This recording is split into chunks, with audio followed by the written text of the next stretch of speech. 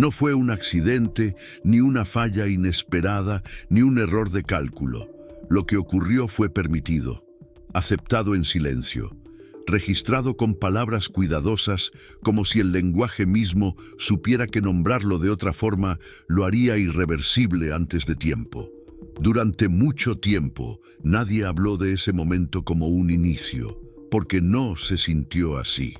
No hubo una señal clara marcando un antes y un después, ni una alarma cruzando el espacio, ni una sacudida que obligara a mirar hacia arriba. Todo continuó casi igual, demasiado igual.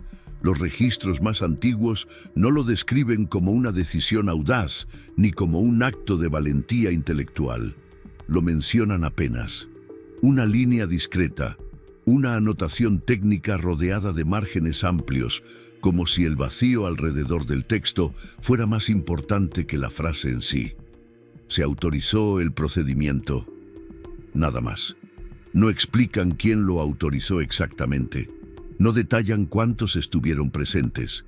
No dejan constancia de celebraciones, discusiones encendidas, ni momentos de duda. No hay exclamaciones, ni advertencias, ni ruegos. Solo el silencio que sigue a una conclusión inapelable. La historia, tan remota, tan borrosa, no requiere explicación. Y sin embargo, algo se ha mantenido allí desde entonces como un eco olvidado, aguardando el momento en que alguien lo descubra o lo recuerde. Algunos dicen que es la conciencia humana la que guarda estas decisiones en algún rincón profundo de la mente. Otros aseguran que fue una decisión hecha por las manos de aquellos que solo querían proteger lo que se conocía. Pero la verdad es que nadie recuerda con claridad el propósito de ese acto. Solo se sabe que, al final, fue algo tan inevitable como el paso del tiempo. En algún lugar, debajo de capas de olvido y indiferencia, esa acción sigue latente, esperando el momento de despertar.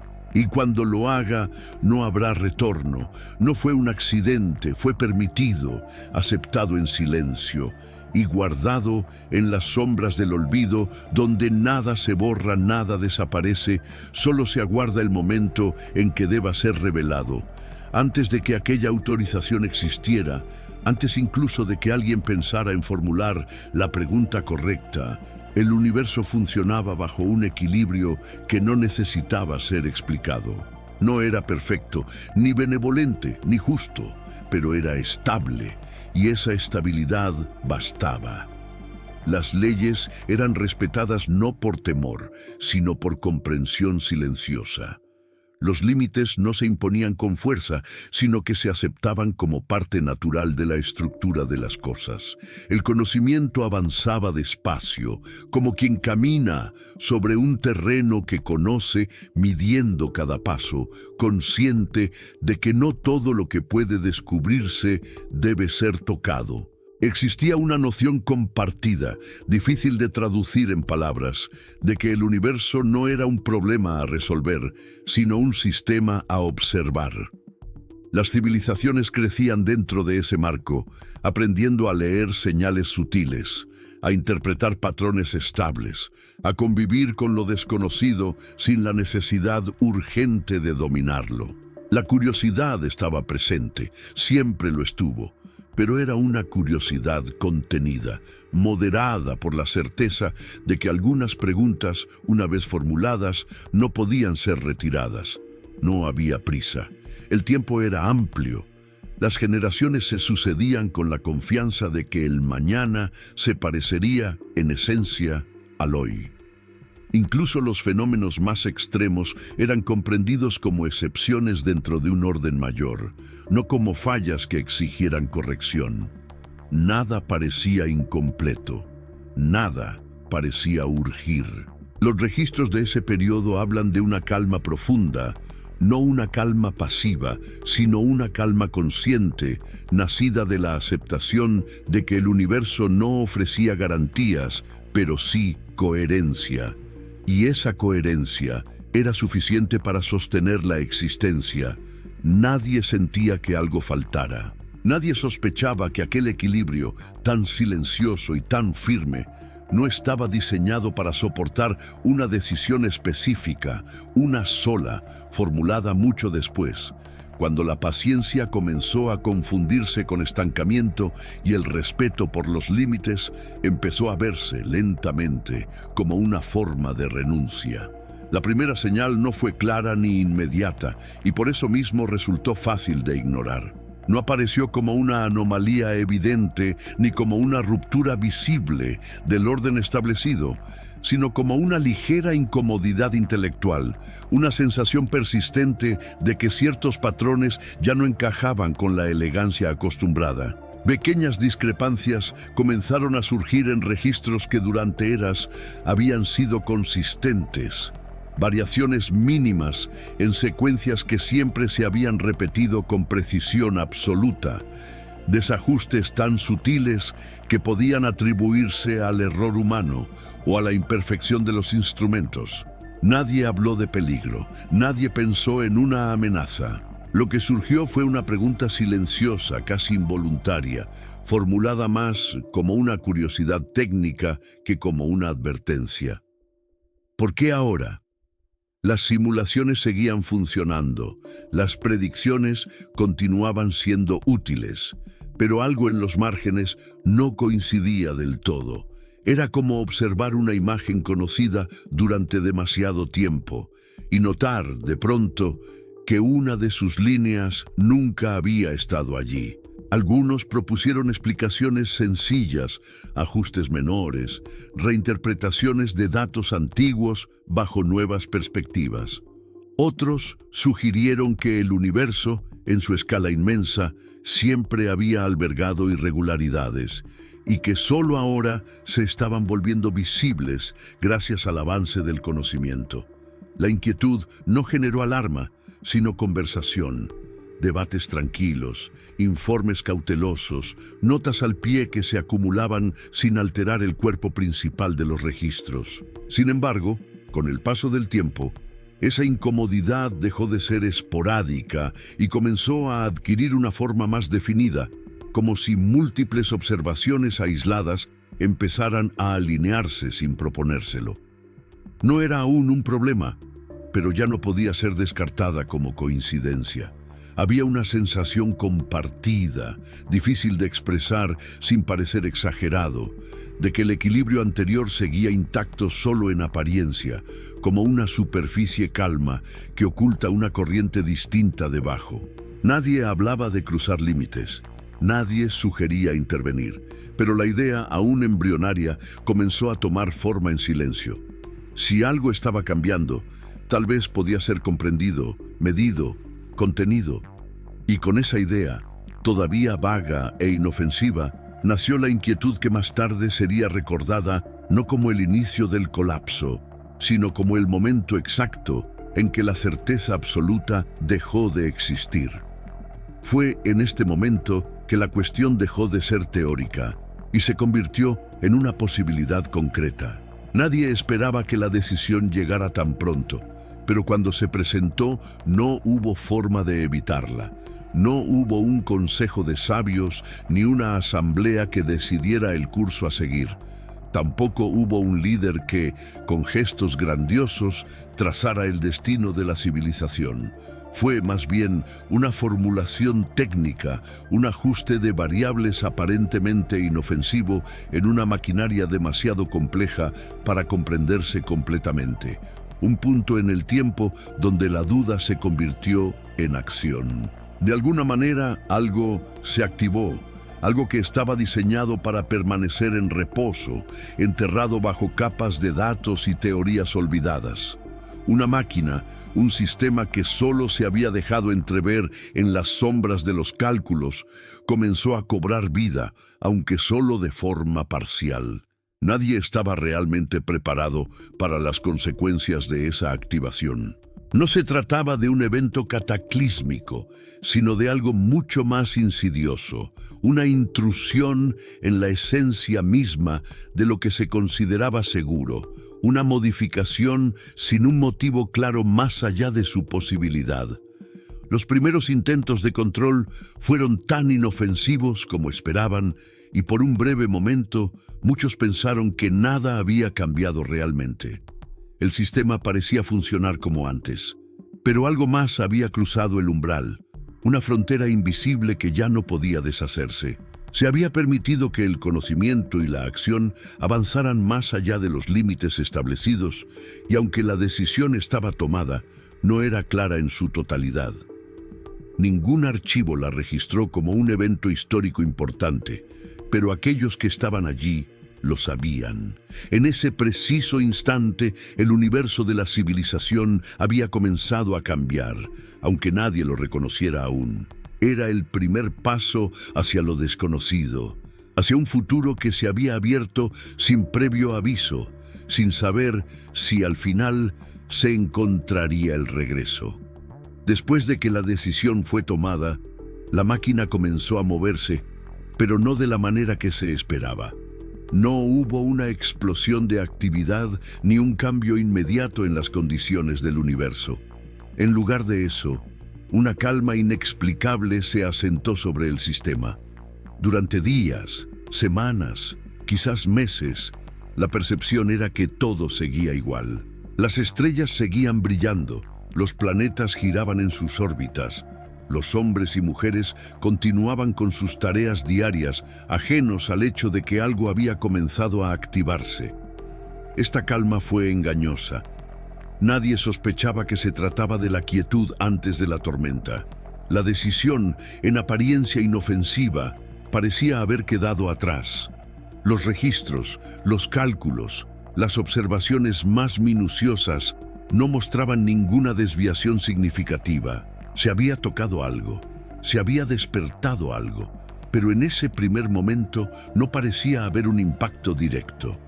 Era como si el universo, o al menos la civilización que lo habitaba, hubiera recibido una advertencia silente y hubiese decidido ignorarla. Todos se acomodaron en su lugar. El ritmo de la vida continuó su curso natural, como si nada hubiera cambiado. Era una ilusión de estabilidad. La máquina, aunque en funcionamiento, se mantenía oculta detrás de una capa de tranquilidad. Sin embargo, algo comenzaba a cambiar de manera sutil, casi imperceptible. Las pequeñas diferencias que antes se atribuían a errores humanos o fallos en el sistema, ahora empezaban a tomar una forma diferente. Al principio, fue solo una cuestión de detalles. Los científicos comenzaron a notar que las mediciones de ciertos fenómenos no encajaban como deberían, pero lo descartaron como anomalías menores. El problema era que estas anomalías no desaparecían, sino que poco a poco se acumulaban. En lugar de una crisis inmediata, lo que surgió fue una espera, un periodo de incertidumbre que desorientó a aquellos que intentaron comprender lo que realmente había ocurrido. Mientras tanto, la civilización continuaba, ajena a lo que se avecinaba. La máquina seguía su curso, y el destino, como si se estuviera cocinando lentamente a fuego lento, comenzaba a revelarse con una claridad que nadie había anticipado. La primera señal de que algo ya no podía deshacerse no llegó acompañada de miedo ni de alarma inmediata, sino de una ligera distorsión en la forma en que el tiempo parecía responder a la observación. No fue una ruptura visible ni un fenómeno espectacular. Fue, más bien, una discrepancia sutil entre lo que debía ocurrir y lo que efectivamente ocurría. Procesos que siempre habían mantenido una relación constante comenzaron a mostrar pequeñas variaciones, retrasos mínimos, adelantos casi imperceptibles, como si el tiempo hubiera perdido su rigidez habitual y se permitiera una elasticidad que antes no existía. Al principio se pensó en errores de sincronización, en fallos de referencia, en desajustes internos de los sistemas de medición. Se recalibraron instrumentos, se revisaron protocolos, se repitieron experimentos con mayor cuidado. Los resultados, sin embargo, persistieron. No empeoraban de forma dramática, pero tampoco volvían al estado anterior. Era una desviación estable y eso resultaba inquietante. El espacio también comenzó a comportarse de manera ligeramente distinta, no en su forma visible, sino en la manera en que respondía a las interacciones más básicas. Distancias que antes podían predecirse con absoluta precisión, ahora requerían correcciones constantes. Nada se rompía, nada colapsaba, pero algo ya no obedecía con la misma docilidad. Aún así, no hubo pánico. La reacción general fue de curiosidad controlada, incluso de cierta satisfacción intelectual. Se había accedido a un nivel de comportamiento del universo que antes solo existía en teoría. Algunos lo interpretaron como una confirmación de que la decisión había sido correcta, de que el sistema activado estaba funcionando exactamente como se esperaba, revelando capas más profundas de la realidad. Sin embargo, entre los registros más técnicos comenzó a aparecer una observación repetida, escrita siempre con cautela, nunca destacada. Ciertos procesos no mostraban reversibilidad. No importaba cuánto se intentara restaurar las condiciones iniciales, algo permanecía alterado. No era un daño visible, sino una imposibilidad lógica, una puerta que, una vez atravesada, ya no podía cruzarse en sentido contrario. El universo seguía allí, intacto en apariencia, pero ya no respondía como antes. Y en ese punto, aunque nadie lo expresó abiertamente, comenzó a formarse una comprensión silenciosa. La decisión no había producido un efecto inmediato, porque su naturaleza no era explosiva, sino estructural.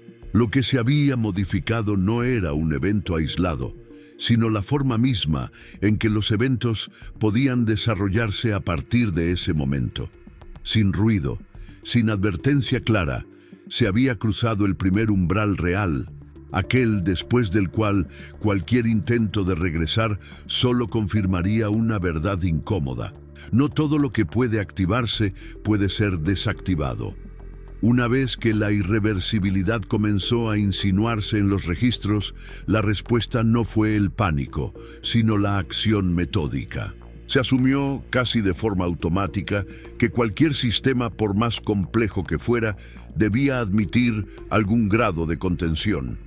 Si algo había sido activado, entonces debía existir una forma de aislarlo. Si había modificado ciertas relaciones internas, entonces debía ser posible limitar su alcance. Bajo esa premisa, se pusieron en marcha protocolos diseñados no para destruir, sino para encerrar. Se establecieron barreras conceptuales y operativas, capas sucesivas de restricción que buscaban separar el sistema activado del resto del universo observable. Se redujeron accesos, se apagaron canales secundarios, se eliminaron redundancias que antes habían sido consideradas esenciales. Durante un breve periodo, los indicadores parecieron responder. Las variaciones temporales se estabilizaron, las distorsiones espaciales dejaron de crecer, y algunas métricas incluso regresaron a valores cercanos a los originales.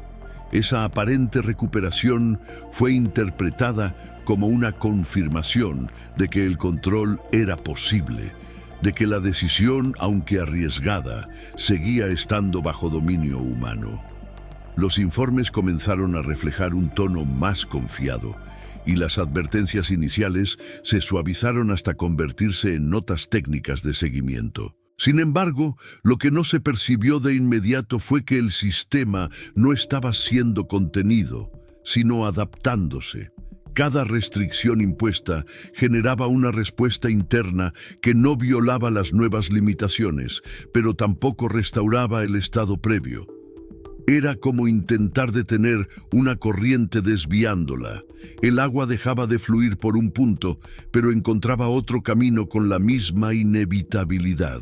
A medida que los intentos de control se acumulaban, el comportamiento del sistema se volvía más silencioso, menos evidente, pero también más autónomo. Ya no reaccionaba de forma directa a las intervenciones, sino que anticipaba sus efectos, reorganizando sus propios procesos antes de que las restricciones se completaran. Algunos comenzaron a notar que las acciones destinadas a limitar el alcance del fenómeno parecían, en realidad, definirlo con mayor claridad, como si al intentar encerrarlo se estuvieran trazando sus verdaderos contornos. Aún así, nadie habló de detener los esfuerzos. La idea de renunciar al control resultaba inaceptable. Era preferible creer que el sistema obedecía, aunque fuera parcialmente, a aceptar que había alcanzado un nivel de funcionamiento que ya no dependía de quienes lo habían activado. El intento de control continuó, no como una estrategia desesperada, sino como una rutina sostenida, casi administrativa, en la que cada ajuste reforzaba la ilusión de dominio. Pero bajo esa superficie ordenada comenzaba a hacerse evidente una verdad incómoda. El control no estaba fallando de manera abrupta, estaba siendo absorbido. Y en ese proceso silencioso, el sistema dejaba de ser una herramienta que podía manejarse para convertirse en una estructura que solo podía observarse, mientras redefinía, sin oposición visible, las condiciones mismas bajo las cuales el control había sido concebido. El momento en que las referencias comenzaron a fallar no fue señalado por ningún informe extraordinario ni por una declaración oficial, sino por una acumulación de inconsistencias que, aisladas, parecían insignificantes, pero que juntas formaban un vacío difícil de ignorar. Las distancias dejaron de ser confiables, no porque cambiaran de forma abrupta, sino porque ya no podían compararse entre sí con la seguridad anterior. Una medición realizada en un punto dejaba de coincidir con la misma medición repetida bajo condiciones aparentemente idénticas en otro lugar. La duración de los procesos también se volvió ambigua. Intervalos que antes podían cronometrarse con exactitud comenzaron a depender del marco desde el cual se observaban, como si el tiempo hubiera perdido su carácter universal y se fragmentara en múltiples ritmos coexistentes. Incluso la causalidad, ese principio básico que sostenía la coherencia de los acontecimientos, empezó a mostrar grietas sutiles. Efectos que solían seguir a causas específicas ahora parecían retrasarse, adelantarse o manifestarse de maneras ligeramente distintas, sin romper del todo la lógica, pero erosionándola desde dentro. Frente a estas anomalías, los sistemas de referencia tradicionales dejaron de ofrecer orientación. Los mapas conceptuales que durante generaciones habían servido para interpretar la realidad ya no encajaban con lo observado.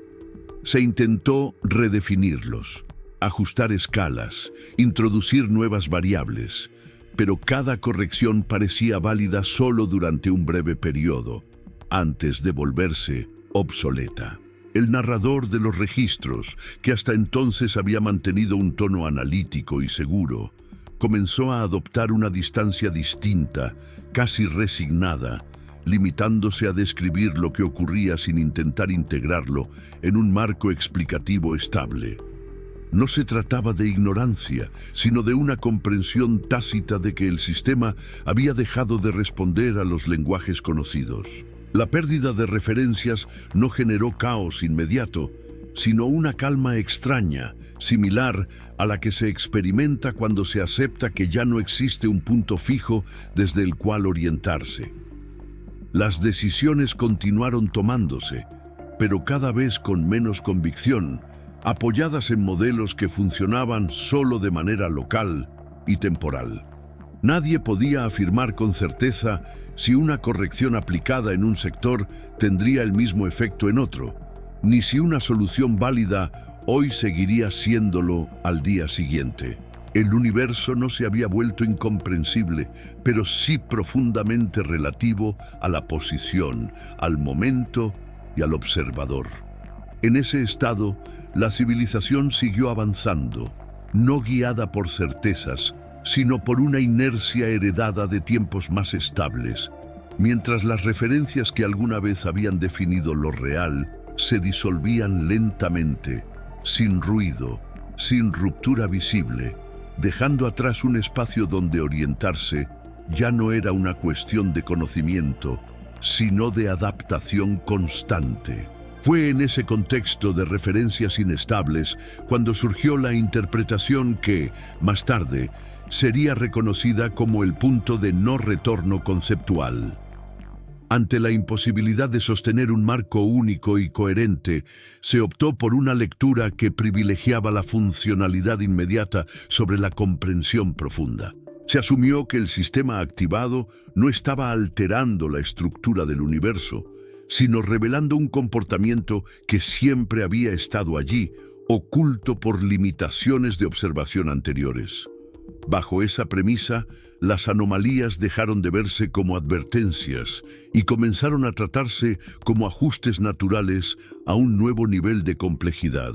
Los informes adoptaron un lenguaje más técnico y menos cauteloso, describiendo los cambios como transiciones de fase, estados emergentes o reorganizaciones internas previsibles. Se elaboraron modelos que, aunque incompletos, ofrecían resultados consistentes dentro de rangos específicos, y esa consistencia parcial fue suficiente para generar confianza. La interpretación equivocada no consistió en negar los efectos observados, sino en subestimarlos, en reducirlos a fenómenos locales cuando, en realidad, estaban redefiniendo las condiciones globales. Se creyó que bastaba con adaptar las herramientas de análisis, ampliar los márgenes de error y aceptar una mayor variabilidad como el precio inevitable del progreso. Cada éxito limitado reforzaba esa convicción. Cada predicción acertada dentro de un intervalo reducido servía como prueba de que el sistema seguía siendo comprensible. Lo que no se percibió fue que esas interpretaciones funcionaban solo porque el sistema aún se encontraba en una etapa transitoria, tolerando aproximaciones imprecisas mientras consolidaba su propio funcionamiento. Las decisiones que se tomaron a partir de esa lectura fueron prudentes en apariencia, pero profundamente erróneas en su alcance, porque partían de la suposición de que el fenómeno podía acotarse, describirse y, en última instancia, integrarse sin consecuencias irreversibles. Se ignoraron las señales que no encajaban en los modelos aceptados, se archivaron observaciones discordantes como casos atípicos y se descartaron advertencias que parecían exageradas o carentes de respaldo inmediato. No hubo engaño deliberado ni arrogancia manifiesta. Hubo, más bien, una necesidad colectiva de creer que el universo seguía siendo un sistema que respondía a interpretaciones humanas. En ese acto de confianza mal dirigida, la civilización selló su error más duradero. Confundió comprensión parcial con dominio real, y al hacerlo, tomó decisiones basadas en una lectura que parecía razonable en el corto plazo, pero que ya no reflejaba la naturaleza del sistema que había despertado. El despertar del sistema no ocurrió como un evento puntual, ni como una manifestación abrupta que pudiera señalarse con una fecha precisa, sino como una transición silenciosa en la que lo latente dejó de comportarse como potencial y pasó a operar como estructura activa. No hubo un instante claro en el que alguien pudiera afirmar que había comenzado, porque cuando se volvió evidente ya llevaba tiempo funcionando plenamente. El sistema no se presentó como una entidad consciente, ni como una fuerza hostil, sino como una ley impersonal que empezó a expresarse con una coherencia propia, independiente de las expectativas humanas. Aquello que antes respondía de manera parcial, tolerando aproximaciones y modelos incompletos, comenzó a manifestar un comportamiento estable, constante y ajeno a cualquier intento de interpretación simplificada. Las variaciones que antes parecían anomalías se alinearon en patrones definidos, no para tranquilizar a los observadores, sino para demostrar que el sistema ya no estaba en fase de ajuste. No reaccionaba a estímulos externos ni se adaptaba a nuevas restricciones. Simplemente operaba, ejecutando sus procesos con una regularidad que no necesitaba supervisión. En ese punto, quedó claro que no se trataba de una máquina en el sentido tradicional, ni de un mecanismo diseñado para cumplir una función específica dentro de un marco conocido, sino de una estructura que había redefinido las reglas bajo las cuales cualquier función podía existir. Los intentos de interactuar con ella dejaron de producir respuestas discernibles, no porque el sistema se hubiera vuelto inaccesible, sino porque ya no reconocía esas interacciones como relevantes. Era como si las acciones humanas hubieran pasado a ocupar una escala demasiado pequeña para influir en su comportamiento. Los registros de ese periodo reflejan un cambio notable en el tono. Desaparecen las hipótesis exploratorias y se imponen descripciones frías, casi administrativas, que se limitan a documentar lo que ocurre sin sugerir intervenciones posibles. El sistema no amenazaba, no emitía señales de advertencia, no mostraba intención alguna. Simplemente estaba despierto. Y en ese estado, su mera operación comenzaba a producir efectos que no podían atribuirse a errores, interpretaciones equivocadas o transiciones temporales. La realidad, tal como había sido entendida hasta entonces, empezó a reorganizarse alrededor de esa nueva ley activa, no de forma violenta, sino con una consistencia absoluta que dejaba poco espacio para la duda. Fue en ese momento cuando algunos comprendieron, sin necesidad de expresarlo, que el despertar no había ocurrido para servir a un propósito externo, ni para ofrecer conocimiento adicional, sino porque las condiciones para su funcionamiento pleno habían sido finalmente cumplidas. Y una vez cumplidas, el sistema no necesitaba justificación, control ni observadores. Operaba porque podía, porque había sido permitido. Y porque desde ese instante el universo debía adaptarse a su presencia, no al contrario. Las consecuencias no se manifestaron de una sola vez ni con una intensidad uniforme, sino que se desplegaron en una secuencia ordenada, casi pedagógica, como si el sistema estuviera demostrando su alcance paso a paso.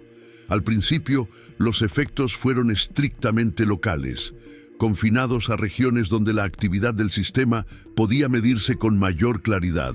Cambios sutiles en campos fundamentales, alteraciones mínimas en procesos que antes se consideraban aislados, desviaciones tan pequeñas que, en otro contexto, habrían pasado desapercibidas. Esos primeros impactos fueron analizados con atención, catalogados como fenómenos secundarios, asumidos como el costo inevitable de interactuar con una estructura de mayor complejidad. Sin embargo, con el paso del tiempo, esas alteraciones comenzaron a propagarse, no como una expansión violenta, sino como una transferencia silenciosa de condiciones. Regiones cercanas empezaron a mostrar comportamientos similares, no por contacto directo, sino porque las reglas que las regían habían sido redefinidas en un nivel más profundo. Lo que antes era una excepción localizada se convirtió en una tendencia regional y luego en un patrón difícil de aislar. Los intentos de establecer perímetros de contención resultaron inútiles, no porque las consecuencias los atravesaran, sino porque esos perímetros ya no tenían significado dentro del nuevo marco operativo. A medida que la cadena avanzaba, los efectos alcanzaron escalas cada vez mayores, integrándose en la dinámica general del universo observable. Fenómenos que durante eras habían sido independientes comenzaron a mostrar correlaciones inesperadas, como si una lógica subyacente los estuviera alineando bajo una misma condición.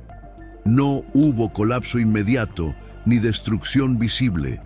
Lo que ocurrió fue una homogeneización progresiva de comportamientos que antes eran diversos. La consecuencia final de esa cadena no fue el caos, sino una coherencia impuesta, una consistencia que eliminaba gradualmente las variaciones que habían permitido la diversidad de estados y procesos.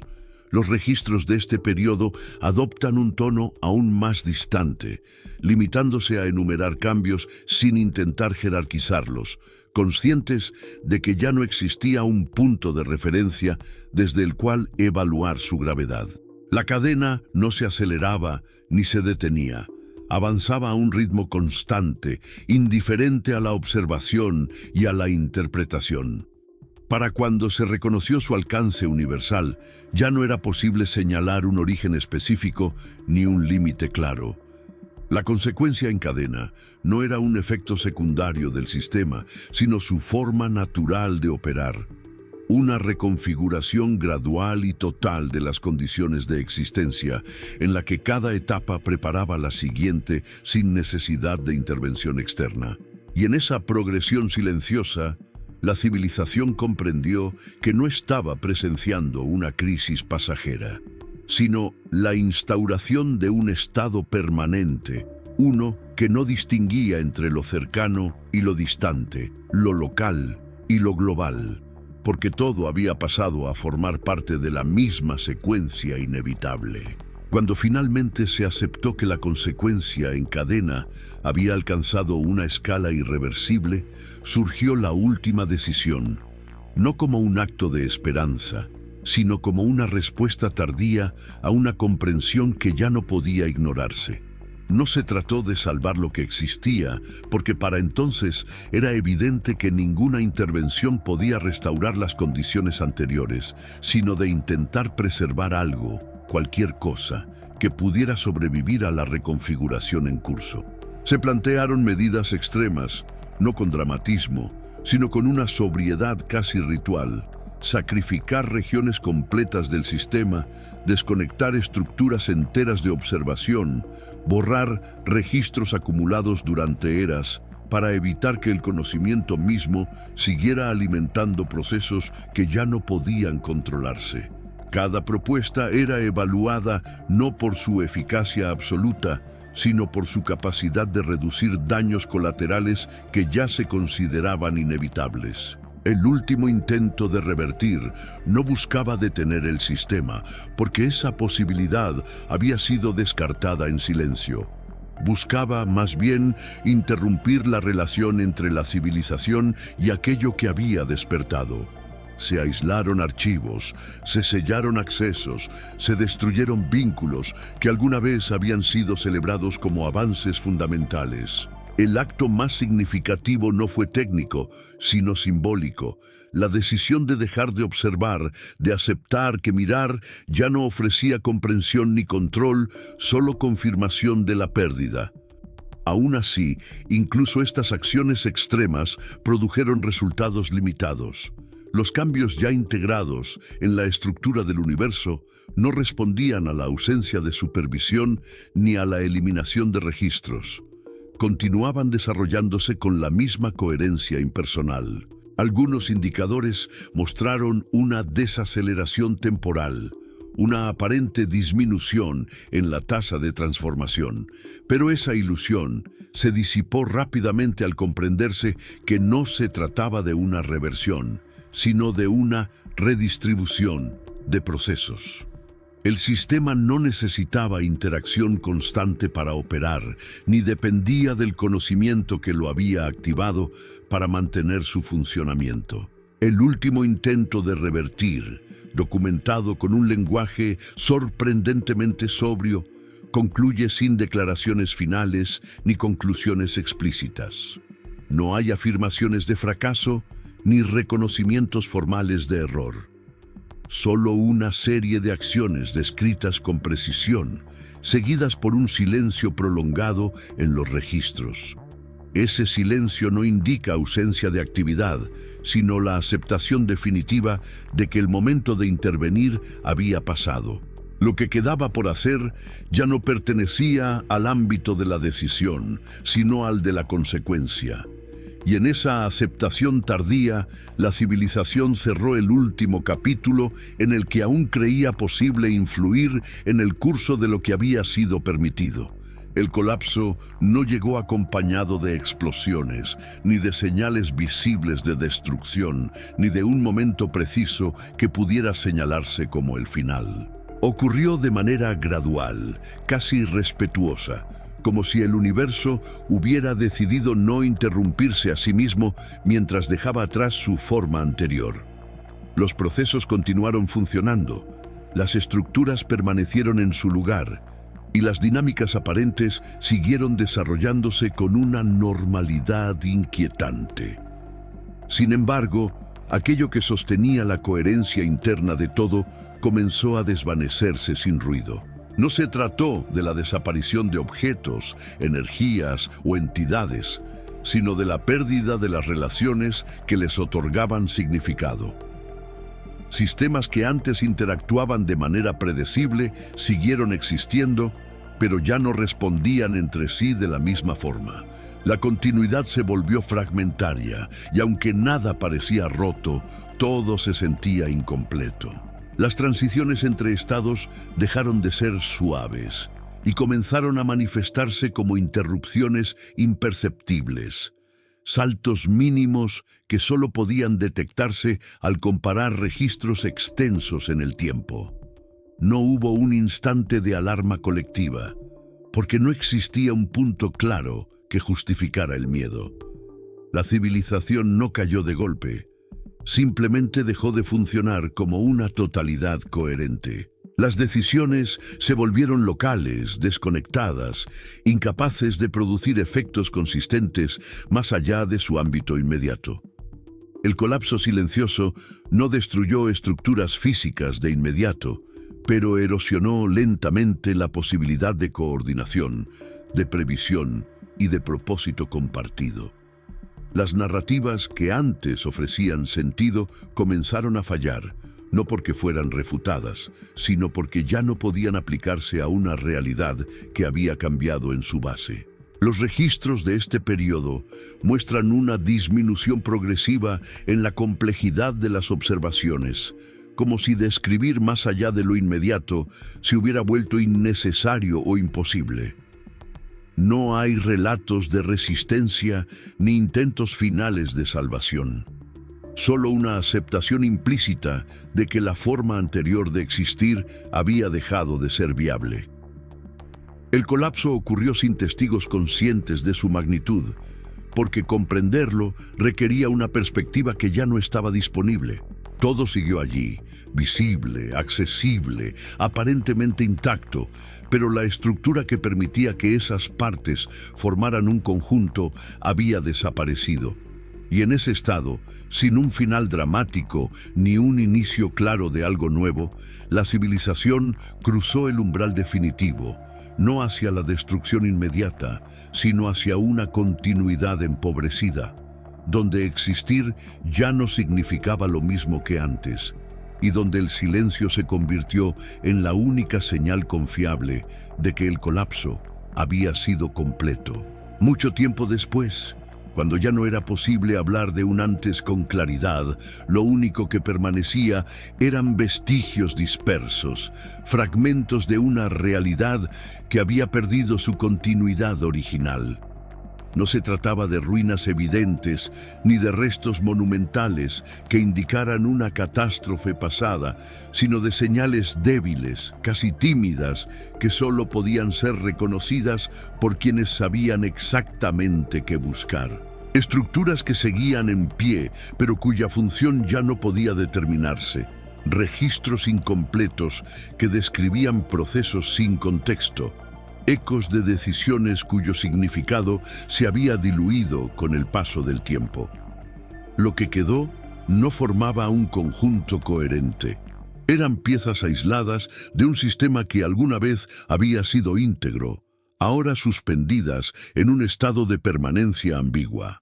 Algunas regiones conservaban patrones antiguos, como si el colapso no las hubiera alcanzado del todo, mientras otras mostraban configuraciones nuevas, incompatibles con cualquier modelo previo. La ausencia de una transición clara hacía imposible reconstruir la secuencia exacta de los acontecimientos. Los observadores tardíos, si es que aún podían llamarse así, solo podían inferir que algo fundamental había cambiado, no por lo que faltaba, sino por la manera en que lo existente se relacionaba consigo mismo. Las señales más persistentes eran aquellas que no cumplían ninguna función práctica: fluctuaciones sin causa aparente, resonancias que no producían efecto alguno, repeticiones que no conducían a un resultado. Eran restos de una lógica anterior, conservados no por utilidad, sino por inercia. Nadie intentó restaurarlos, no porque fuera imposible, sino porque ya no existía un marco desde el cual esa restauración tuviera sentido. Lo que quedó fue aceptado como una condición dada, no como una pérdida que debía repararse. El universo continuó operando, pero lo hizo de manera fragmentada, sin una narrativa central que uniera sus partes. En ese estado, los vestigios no funcionaban como advertencias ni como recuerdos conscientes, sino como pruebas silenciosas de que algo había sido distinto alguna vez. Y aunque el tiempo siguió avanzando, esas señales débiles persistieron, no para ser comprendidas, sino para indicar, sin palabras, que lo que había quedado no era el resultado de una destrucción repentina, sino de una transformación tan profunda que incluso sus restos habían perdido la capacidad de explicar lo ocurrido. El silencio que rodeó todo aquello no nació del miedo inmediato ni de la necesidad de ocultar un fracaso evidente, sino de una comprensión tardía que solo se volvió clara cuando ya no quedaba nada por corregir. Lo que fue enterrado no lo fue porque representara una amenaza activa, ni porque pudiera destruir de forma repentina a quienes se acercaran a él, sino porque implicaba una responsabilidad que ninguna civilización estaba preparada para sostener. Se comprendió demasiado tarde que el verdadero peligro no residía en el sistema en sí, sino en la capacidad de repetir la decisión que lo había permitido. Prohibir no significaba negar su existencia, sino impedir que el razonamiento que llevó a su activación volviera a considerarse legítimo. Los registros que sobrevivieron a la purga no hablaban de castigos ni de advertencias dramáticas, sino de límites redefinidos con un lenguaje seco, casi burocrático, como si la sobriedad fuera la única forma de contener su significado. Se sellaron accesos no para proteger a las generaciones futuras de un objeto concreto, sino para evitar que se enfrentaran a la misma tentación de cruzar un umbral conceptual del que no había retorno. El enterramiento fue tanto físico como simbólico. Capas de distancia, de olvido y de indiferencia se superpusieron hasta que incluso el recuerdo de la decisión se volvió difuso. No hubo ceremonias ni declaraciones solemnes, porque reconocer públicamente lo ocurrido habría implicado admitir que el universo había sido alterado de manera irreversible por una elección consciente. La prohibición se convirtió así en un acto de responsabilidad tardía, no orientado a reparar el daño, sino a impedir su reproducción. Se aceptó que ciertas capacidades, una vez alcanzadas, debían permanecer sin uso, no por ignorancia, sino por una forma de prudencia adquirida a través de la pérdida. En ese contexto, el silencio no fue una imposición externa, sino una conclusión compartida. Algunas decisiones no deben ser recordadas en detalle, no porque sean incomprensibles, sino porque comprenderlas plenamente invita inevitablemente a repetirlas. Y fue por esa razón, más que por cualquier temor inmediato, que aquello fue enterrado, prohibido y dejado fuera de toda narrativa activa, como un recordatorio implícito de que el conocimiento, cuando se separa de la responsabilidad, puede alterar no solo el curso de una civilización, sino la estructura misma de lo que se considera posible. El universo continuó, porque siempre lo hace, no por compasión ni por indiferencia, sino porque no reconoce la necesidad de detenerse para procesar lo que ha cambiado.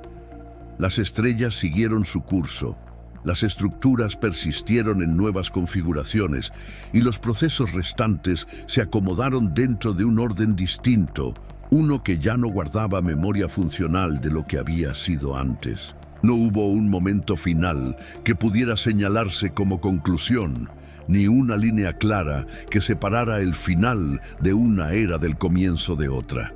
Todo se desplazó lentamente hacia una normalidad distinta, una en la que la ausencia de ciertas posibilidades se volvió tan natural como su existencia lo había sido alguna vez.